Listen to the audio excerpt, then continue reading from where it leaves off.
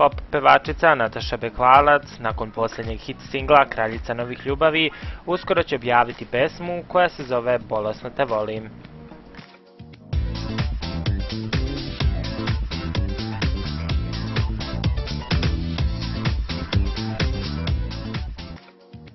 Popularna pevačica Nataša Bekvalac, nakon svog posljednjeg hit singla Kraljica novih ljubavi, uskoro objavljuje novi singl koji nosi naziv Bolesno te volim.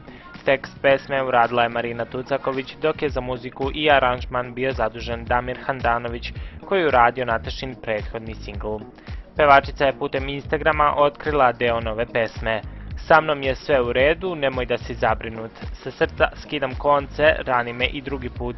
Sa mnom je sve u redu, imam druge sklonosti, naša ljubav, igra nesrećnih okolnosti, stihovi su Natašine nove pesme. Inače, najnoviji singl Bolesno te volim Nataša će prvi put otpevati na nastupu u Cirihu 7. decembra u diskoteci Face.